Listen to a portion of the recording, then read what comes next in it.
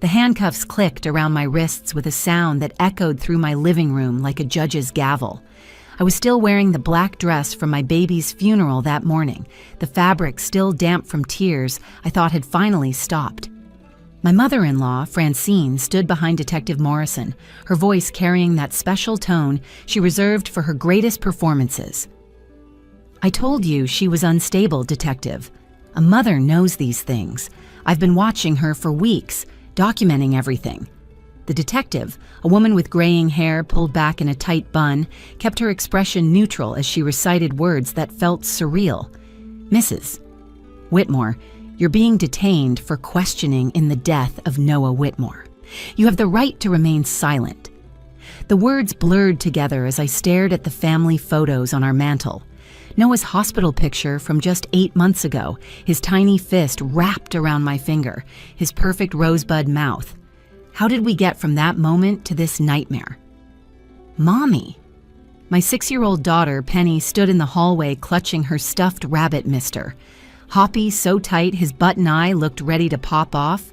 Her dark hair was still in the braids I'd fixed that morning with shaking hands, trying to maintain some normalcy in our shattered world.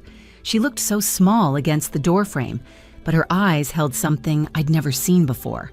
Not fear, something else. Determination. "It's okay, sweetheart," I managed to say, though nothing about this was okay. "Mommy just needs to talk to the police officer for a little while."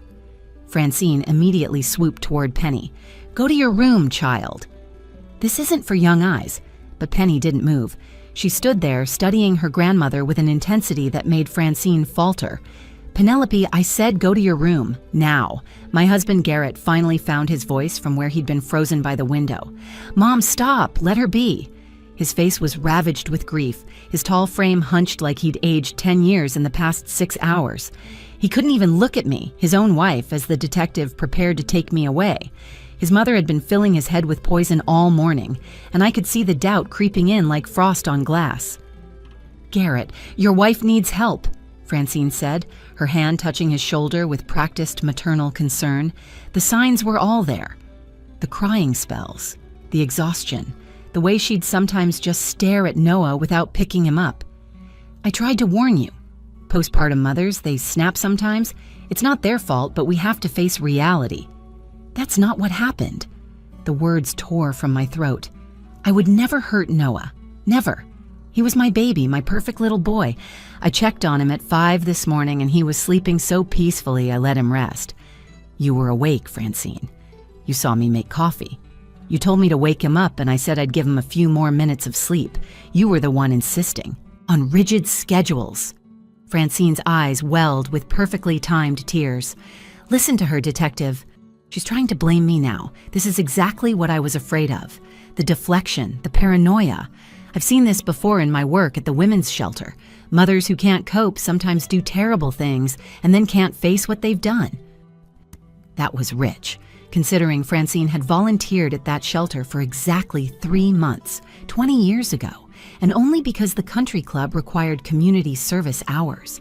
But she wielded those 3 months like a doctorate in psychology, whenever it suited her narrative. Detective Morrison stepped forward. "We'll sort this all out at the station, Mrs. Whitmore. The medical examiner will determine the exact cause of death, and then we'll have more clarity." The cause of death was his mother. Francine's voice rose to a theatrical pitch. "She gave him medicine last night without telling anyone. She was alone with him this morning. She's been spiraling for weeks. Dennis, tell them about last Tuesday."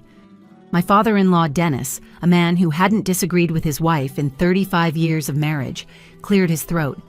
"She did seem overwhelmed at dinner on Tuesday. Mentioned she wasn't sleeping well. Of course I wasn't sleeping well. I had an 8-month-old baby who was teething and a mother-in-law who had practically moved into my guest room to supervise my every move. But in this moment, every normal struggle of motherhood was being twisted into evidence against me. That's when Penny walked straight through all of us adults, her little feet deliberate on the hardwood floor. She bypassed her grandmother's attempt to catch her arm, ignored her father's confused look, and walked right up to Detective Morrison. Her small hand reached out and tugged on the detective's sleeve. The room went completely silent.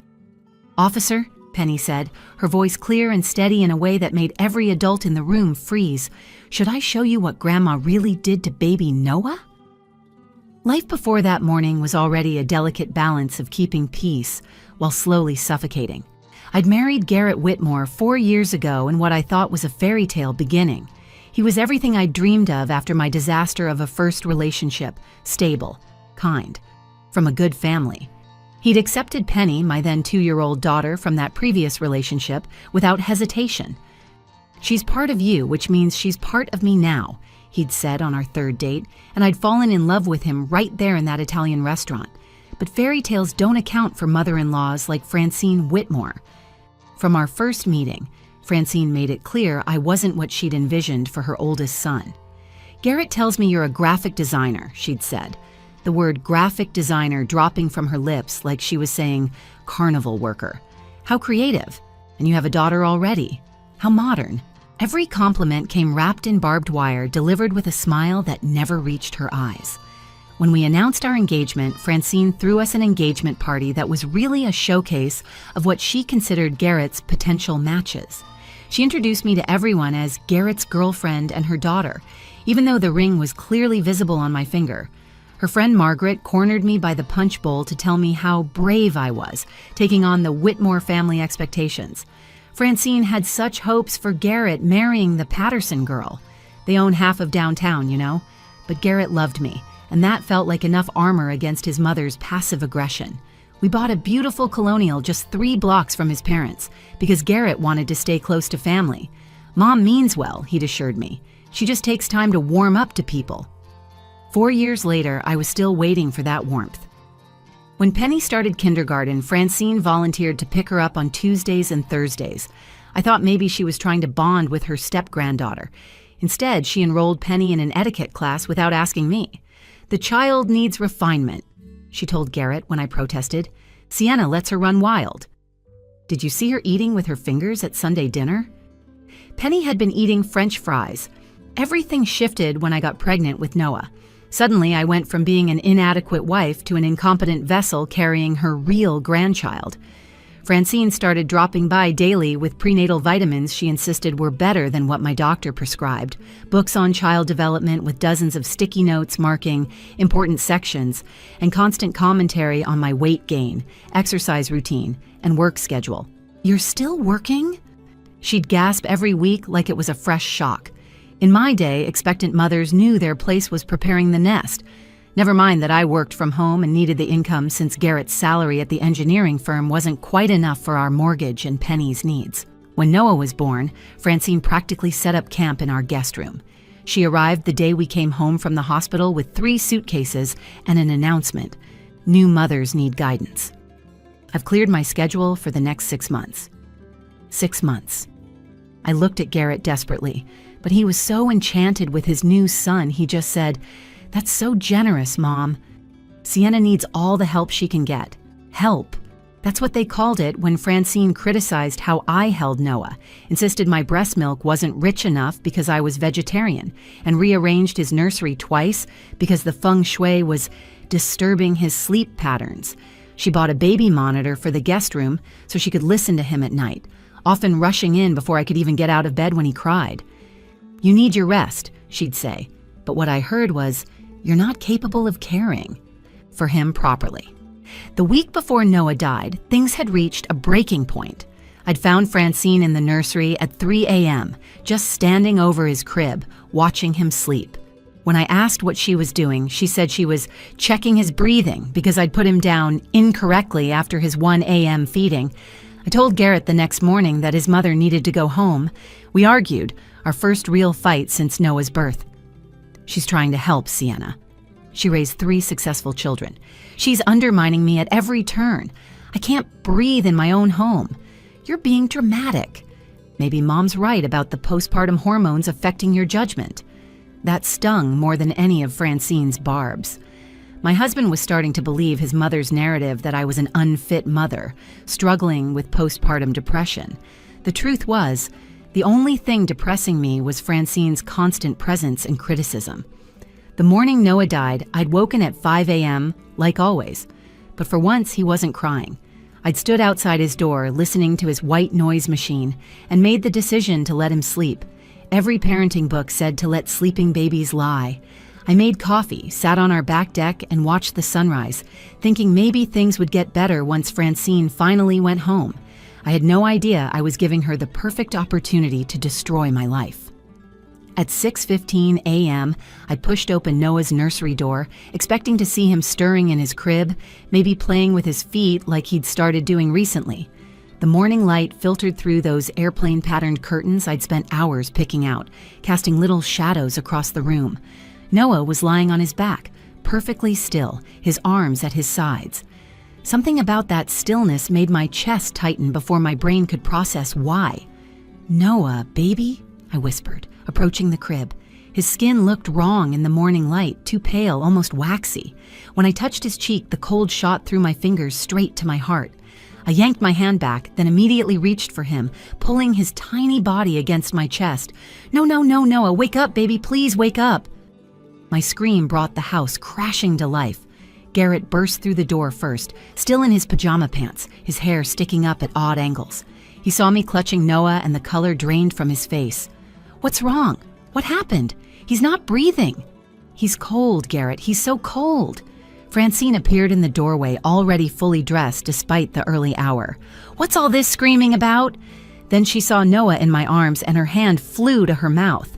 "Oh my God, what did you do? Call 911!" Garrett shouted, grabbing Noah from my arms, laying him on the changing table, starting CPR compressions I knew were useless. His little chest moved under Garrett's hands, but it was mechanical, empty. Penny stood frozen in the hallway, clutching Mr. Hoppy, watching her parents fall apart. The paramedics arrived in 7 minutes that felt like 7 hours. They worked on Noah with professional efficiency, but I saw the look they exchanged. One of them, a young woman with kind eyes, touched my shoulder. "Ma'am, I'm so sorry. There's nothing we can do. He's been gone for at least an hour." The next few hours blurred together in a haze of official procedures and shock. The police arrived, standard protocol for an infant death. Detective Morrison introduced herself with practiced sympathy, asking routine questions. When was the last time I saw Noah alive? What time did I put him to bed?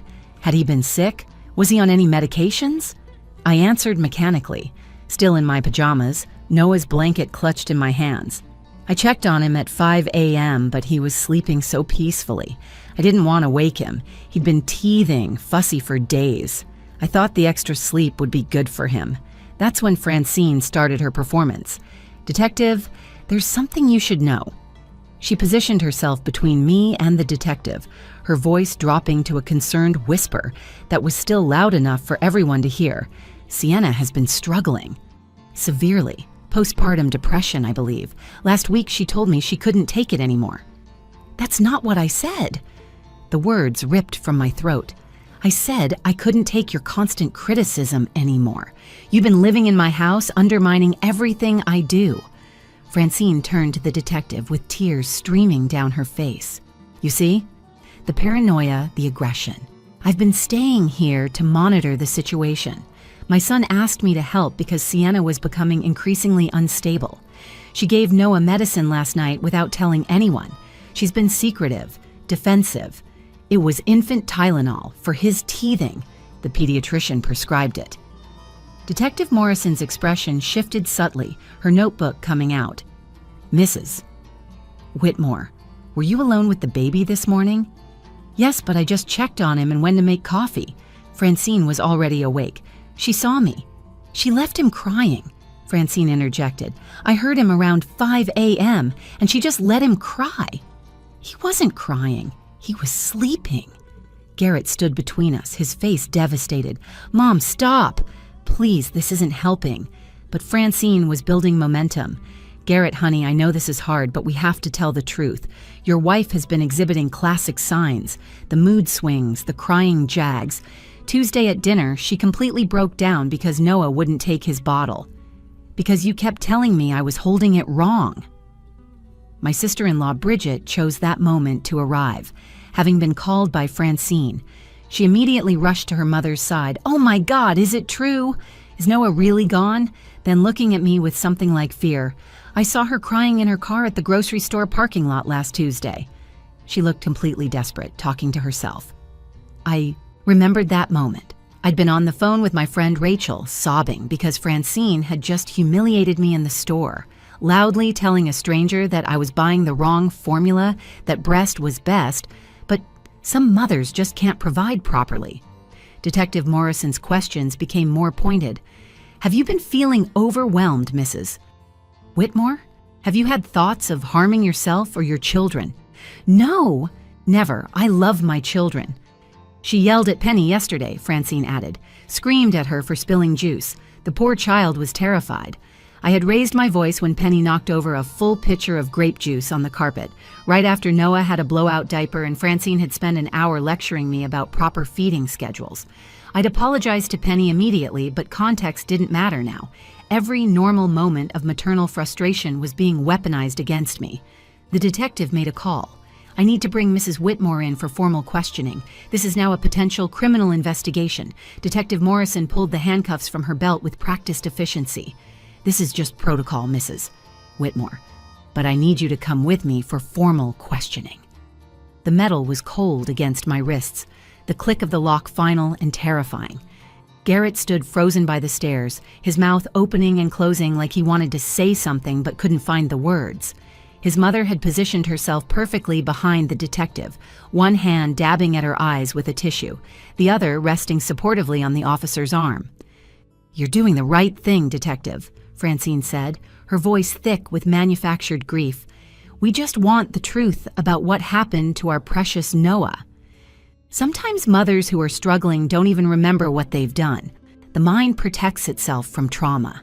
"That's not how it works," I wanted to scream at her, but every word I said seemed to make things worse. I could see it in Detective Morrison's eyes, the way she'd shifted from sympathetic to suspicious. To her, I probably looked exactly like what Francine was describing, an unstable mother who'd snapped and was now desperately trying to blame others. Dennis stood by the fireplace studying the family photos with unusual intensity. "Francine was just trying to help," he offered weakly. "She's been so worried about the baby." She barely slept, checking on him constantly, because she didn't trust me to take care of my own son. "Sienna, please," Garrett finally spoke, his voice cracking.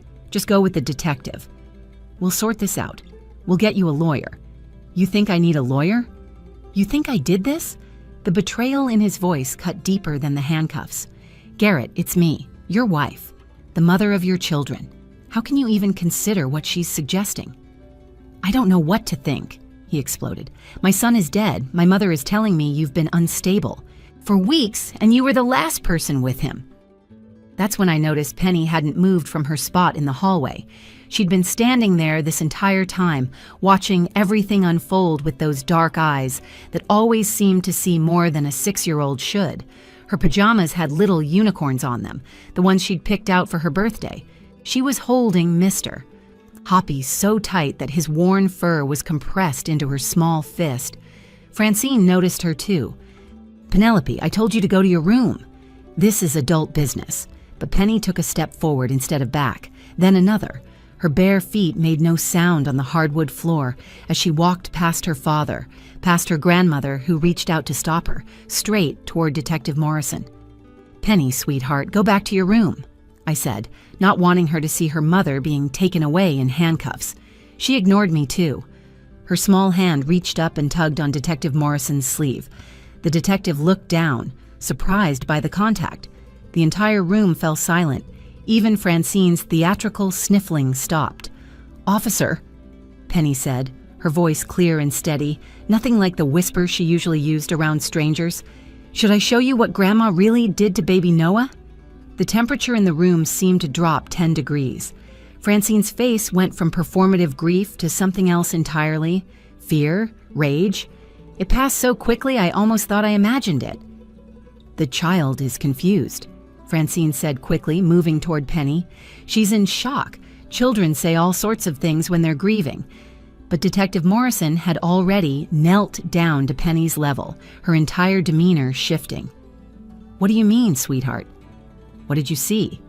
Penny looked directly at her grandmother, then back at the detective. "Grandma said not to tell. She said Mommy would get in trouble if I told about the pillow. What pillow? The detective's voice remained gentle, but I saw her hand move subtly toward her radio. The special pillow from Aunt Bridget. The one with the pearls that Grandma keeps in her room. Francine laughed, but it came out forced and too loud. She must have had a nightmare. I would never harm Noah. Detective, you can't seriously listen to a traumatized child's fantasies. It's not fantasy, Penny said firmly. I have proof. She pulled out her tablet from behind Mr. Hoppy, where she'd been concealing it this entire time. My old iPad that I'd given her for educational games when I got a new one. She handled it with the confidence of a child who'd grown up with technology, her small fingers navigating to an app I recognized.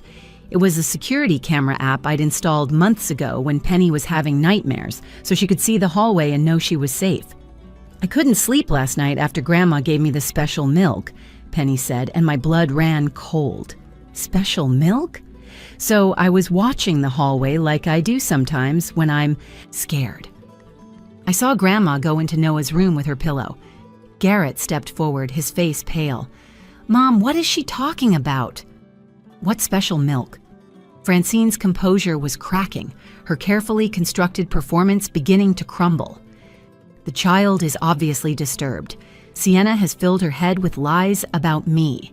This is exactly the kind of manipulation I was warning you about, Detective. But Detective Morrison wasn't looking at Francine anymore. She was looking at Penny, who was holding out the tablet with steady hands, ready to show everyone what she'd seen in those dark morning hours when she was supposed to be asleep. Detective Morrison took the tablet from Penny's small hands with the careful attention of someone who'd just been handed crucial evidence. Can you show me what you saw, sweetheart? Penny nodded, her finger sliding across the screen with practiced ease. I turned on the hallway camera at 2:43 because I heard footsteps. I always check when I hear footsteps. She pulled up the app, navigating to the saved recordings from the night. The timestamp read 2:47 a.m. The grainy black and white footage showed our upstairs hallway. There was Francine, clearly visible in her silk pajamas, carrying the decorative pillow from the guest room, the one Bridget had given her last Christmas, covered in small pearl beads that caught the infrared light. She paused outside Noah's door, looked both ways down the hallway, then entered his room. That doesn't prove anything, Francine said quickly, her voice rising. I was checking on him. Sienna never does it properly. I went to adjust his sleep position. Keep watching, Penny said quietly. The timestamp rolled forward. 2:48, 2:49, 2:50. Francine remained in Noah's room. 2:55, 2:58. Finally, at 2:59 a.m., 12 minutes after entering, she emerged. The pillow was pressed against her chest, and she was moving quickly, almost running back to the guest room. Detective Morrison stood up slowly. Mrs. Whitmore, you entered that baby's room with a pillow at 2:47 a.m. and stayed for 12 minutes? I was helping him sleep. He was fussing. Sienna had given him medicine that made him restless. Francine's carefully maintained composure was shattering. I used the pillow to prop up his mattress. He had reflux. You never prop a baby's mattress with a pillow, I said, my voice deadly quiet. You know that. You raised 3 children. You lectured me about safe sleep practices every single day. Garrett grabbed the tablet from the detective, rewinding the footage, watching it again. His face went from pale to gray. Mom, 12 minutes? What were you doing in there for 12 minutes? The timestamp matches our preliminary time of death window, Detective Morrison said, pulling out her radio. I need a crime scene unit at this address immediately. Focus on the guest room and the nursery. Francine backed toward the wall. This is ridiculous. You're going to believe a child with an overactive imagination and some grainy video that shows nothing criminal. There's more, Penny said. She swiped to another recording, this one from 3:15 a.m. It showed Francine in the hallway again, this time at the bathroom, washing something in the sink. She was cleaning the pillow cover. I heard the water running for a long time. Bridget, who had been silent until now, suddenly gasped. Mom, that pillow. I saw it this morning in your room. Some of the pearls were missing. You said you must have snagged it on something. Within minutes, the crime scene unit arrived. They found the pillow in Francine's suitcase, hastily stuffed under other clothes. Several pearl beads were indeed missing. Then came the devastating discovery. They found matching pearl beads in Noah's crib, underneath his fitted sheet pressed into the mattress. "Those could have been there for days," Francine argued desperately. "I changed his sheets yesterday afternoon," I said. "I change them every other day. You watched me do it. You said I was wasting water with so much laundry." The medical examiner who'd been called back to the scene examined Noah again with this new information. She found tiny impressions on his face consistent with textured fabric being pressed against his skin, pearl-shaped indentations that matched the pattern of Francine's pillow. Detective Morrison removed my handcuffs. "Mrs. Whitmore, I'm so sorry for what you've been through." Then she turned to Francine. "Francine Whitmore, you're under arrest for the murder of Noah Whitmore." "It wasn't murder," Francine exploded, all pretense finally gone. "It was an accident." He wouldn't stop crying. "I was trying to muffle the sound so he wouldn't wake everyone. Sienna had ruined his sleep schedule, letting him nap whenever he wanted. I was trying to teach him to self-soothe properly." The room went absolutely still. Even Francine seemed to realize what she'd just admitted. "You held a pillow over my baby's face to stop him from crying?" My legs gave out. Garrett caught me, both of us collapsing onto the couch. "Not over his face. Just near it to muffle the sound, but he kept turning his head, trying to get away, and I had to hold it steadier. I didn't mean for him to stop breathing. I was trying to help. You don't deserve these children, Sienna. You never did. You trapped my son with that girl." She pointed at Penny. "And then you couldn't even raise Noah properly. He needed discipline, structure, not your weak, permissive coddling." Dennis finally spoke up, his voice broken. "Francine, my God, what have you done? I was protecting this family from her incompetence. And if that brat hadn't been spying, no one would have known. It would have been SIDS. These things happen, and maybe Garrett could have found a proper wife, a proper mother for the next children." Detective Morrison nodded to her partner, who moved forward with handcuffs. As they arrested Francine, she turned to Penny one last time. "You ruined everything, you little spy. This is your fault, too." "No," I said, pulling Penny against me, feeling her small body trembling. "The only person responsible for Noah's death is you, Francine." And Penny didn't ruin everything. She saved her mother from a lifetime of false imprisonment. She's the bravest person in this room. The trial lasted 3 weeks. Francine's lawyer tried to argue it was involuntary manslaughter, a terrible accident born from a grandmother's misguided attempt to help. But the prosecution presented evidence that painted a darker picture. They found journals in Francine's luggage, pages and pages documenting every perceived failure of mine as a mother. Sienna let Noah cry for 3 minutes before responding. She fed him at 11:47 instead of noon. She rocks him to sleep instead of teaching independence. The entries went back to the day we brought Noah home from the hospital. Dennis testified that Francine had become increasingly obsessed after Noah's birth. She'd talked about getting custody if something happened to our marriage. She'd researched grandparent rights in our state. She'd even consulted a lawyer about what would constitute an unfit mother. "I thought she was just venting," Dennis said on the stand, looking broken. "I never imagined she would hurt Noah." The most damaging testimony came from Francine's sister, Eleanor, who flew in from Florida. She revealed that Francine had done something similar with her own children decades ago. She would hold pillows near their faces when they cried too much. She called it breath training. I told her it was dangerous, but she said I didn't understand proper child rearing. The courtroom gasped. Garrett had to leave the room. 3 psychiatrists evaluated Francine. They diagnosed her with narcissistic personality disorder with obsessive-compulsive features.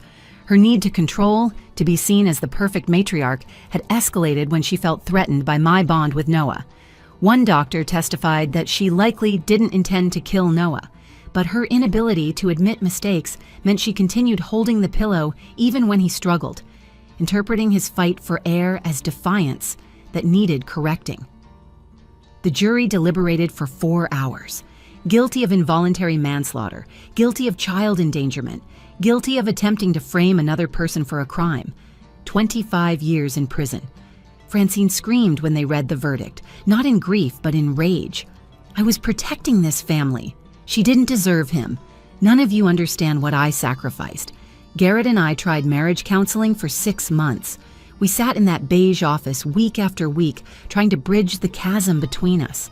But how do you rebuild when the foundation was destroyed by the person who raised one of you? Every time Garrett looked at me, I saw his guilt. Every time I looked at him, I remembered his doubt when his mother accused me.